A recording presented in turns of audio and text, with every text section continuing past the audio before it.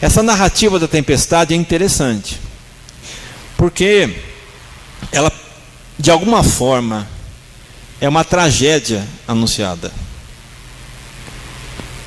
É uma tragédia anunciada para a qual os discípulos não tinham a menor ideia que estavam entrando.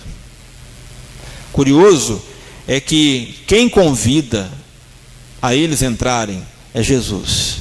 O texto começa dizendo que Jesus entrou no barco e depois os discípulos entraram atrás dele. E quando eles estão já a certa altura da navegação e eles estão dentro ali com Jesus, algumas coisas ficam claras para nós nesse texto.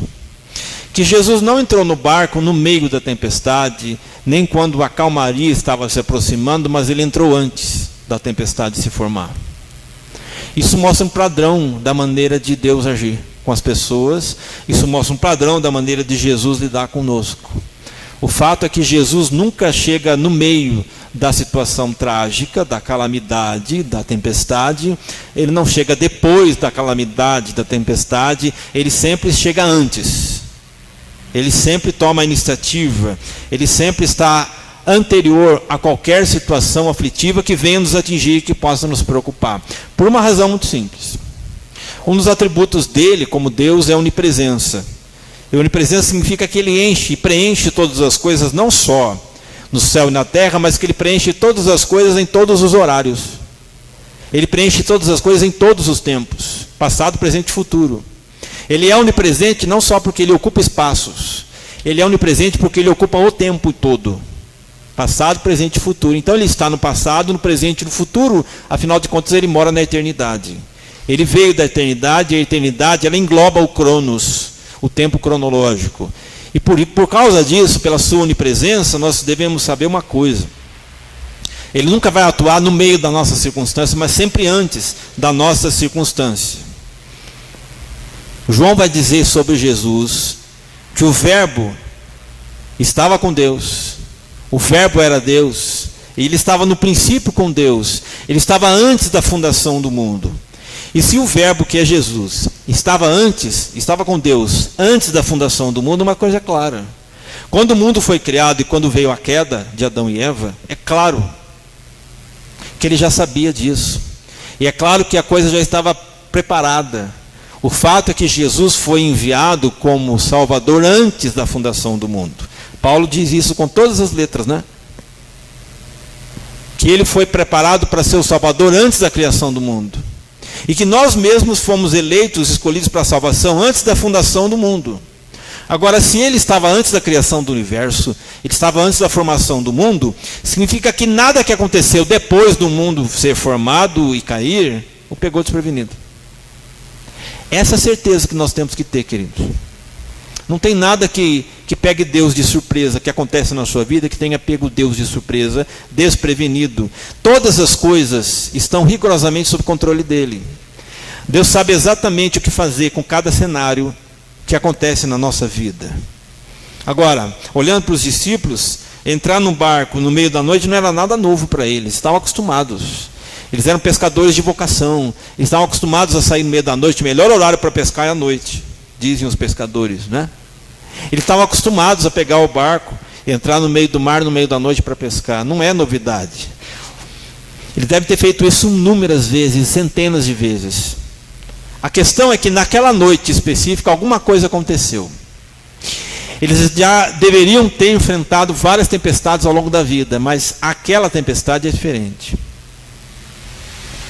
E eles não estavam preparados para ela. Porque naquela noite algo aconteceu que os surpreendeu. Não era algo preparado. Eles não tinham ferramenta para saber lidar com essa situação, know-how para saber como tratar disso. Eles não tinham expertise para lidar. Era algo novo, completamente inédito. Uma tempestade que os deixa apavorados a ponto deles gritarem de medo, homens do mar. Isso mostra uma coisa para a gente. Às vezes a gente tem experiência de vida, né? Às vezes a gente diz assim, isso aqui eu vou tirar de letra. Isso aqui não é nada, para quem passou o que eu passei não é nada. Então tem certas coisas que acontecem na vida que a gente tira de letra mesmo, porque a gente já passou por tanta coisa que de repente uma coisa nova, uma dificuldade que surge, a gente sabe resolver de maneira muito simples. E quando surge alguma coisa que a gente nunca soube resolver e não tem experiência, a vida é assim. Ela traz essas surpresas não planejadas. E às vezes nem o tempo de experiência de fé com Deus e nem o tempo de experiência de vida dá conta dessas tempestades novas que a gente enfrenta na vida. É possível então que eu e você já tenhamos passado por muitas situações das quais nós tivemos controle, mas de repente surge algo que tira o controle da nossa mão. Deus faz isso muitas vezes para mostrar para a gente que o controle não vai estar na nossa mão mesmo. E o maior desafio do cristão é viver pela fé. Quando Paulo diz que a gente vive pela fé, ele não está dizendo apenas que para crer nós temos que, para viver com Deus nós temos que crer. Ele está dizendo o seguinte, que quando você resolve crer em Jesus, você abandona o seu controle remoto. Não tem mais. Está na mão dele. Eu acho que a maior luta que eu e você temos é nos rendermos a esse Deus que tira o controle da nossa vida. É muito difícil, porque o ser humano quer ter controle. Ele quer estar no centro da coisa. Ele quer saber exatamente o que fazer, quando fazer e como fazer.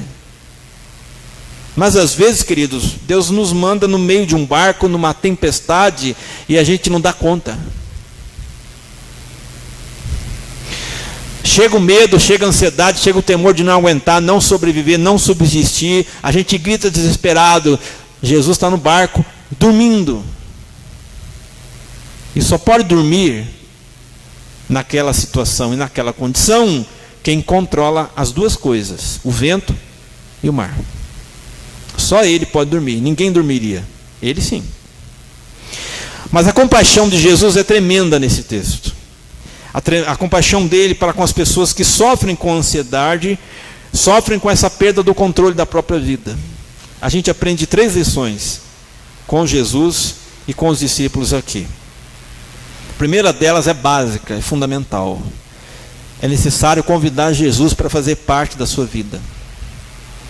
A primeira lição que a gente aprende aqui é que se Jesus não está no momento, não está na situação, nós vamos gritar e vamos afundar. Sem Jesus participar efetivamente desse processo de ansiedade, de desespero, a gente naufraga. O texto diz assim, que ondas cobriam um barco, no entanto Jesus dormia. Falando de barco, barcos são projetados, são construídos para navegar acima das ondas.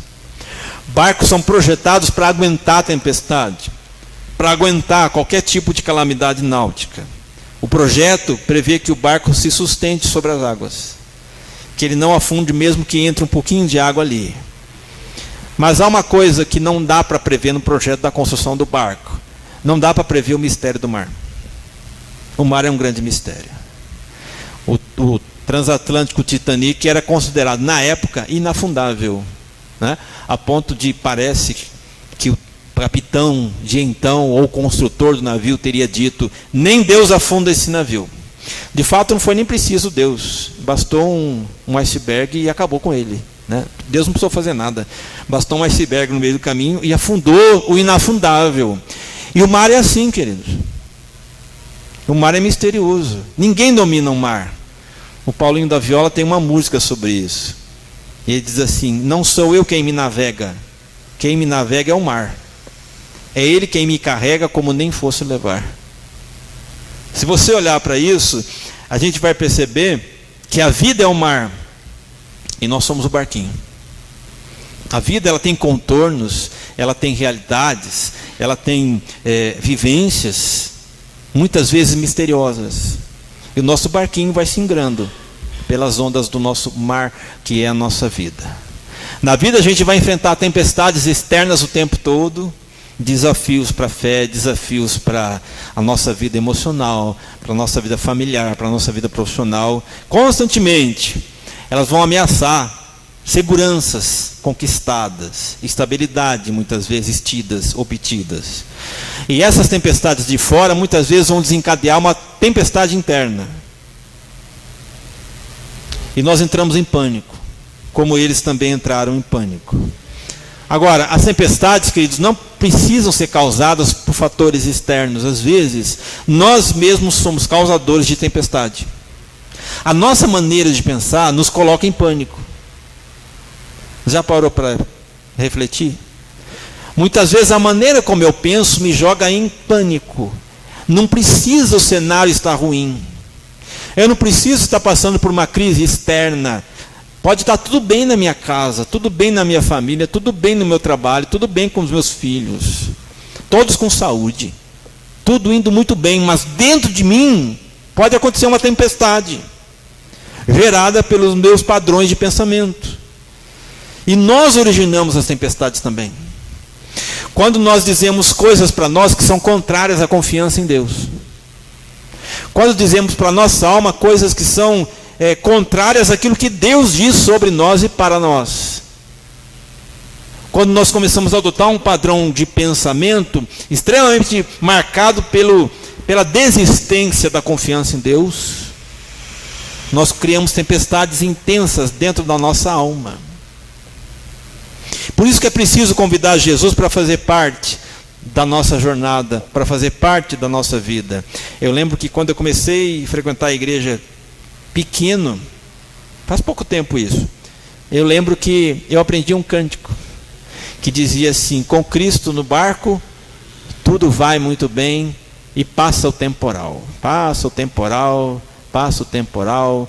Com Cristo no barco, tudo vai muito bem e passa o temporal. Sem Cristo no barco, tudo vai muito mal. E vem o temporal. E aí a gente fazia os gestos de naufragar, que eu não lembro mais. Mas é isso. O fato que Jesus está dormindo lá no barco, né? Não significa que está dormindo, significa ausência. Ele está assim lá, mas está quieto. Não está inativo, ele está descansando. Ele está mostrando uma coisa: escuta, eu estou aqui.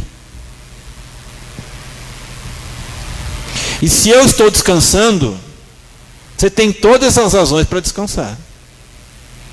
É isso que eu acho que ele está ensinando para a gente. Se eu controlo o vento e o mar, eu estou descansando, estou dormindo, vai dormir, vai descansar. Ele dorme, queridos, porque ele é o príncipe da paz. A questão é que Deus não se ausenta do nosso problema, das nossas ansiedades. Ele apenas pode estar em silêncio, não inativo, não ausente. Se eu não sinto Deus, não quer dizer que Ele não está comigo na tempestade ou na situação que eu estou vivendo.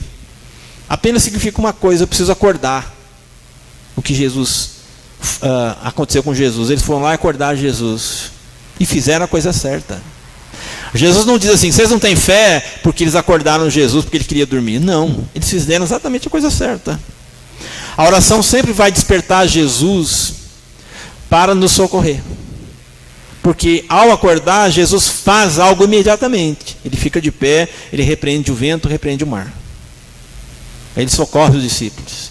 Ele estende a mão para diminuir e cessar, aliás, a tempestade na alma deles. Então a questão, queridos, não é que tipo de tempestade, se é interna, se é externa que você está passando, se são os problemas do país que te deixam preocupado, se são os problemas da sua família, ou se são padrões de pensamento viciados dentro de você mesmo, coisas que você diz para você, mas Deus não está dizendo, e não é verdade muitas vezes, coisas que você está dizendo, você está apavorado sem motivo. A questão principal não é essa. A questão é se Jesus está dentro do seu barco. Porque o Salmo é claro: ainda que eu ande pelo vale da sombra da morte, não temerei mal algum, porque tu estás comigo. Tu estás comigo, não temerei. Essa é a primeira certeza que a gente pode ter. Jesus é compassivo, mas Ele quer fazer parte da sua jornada.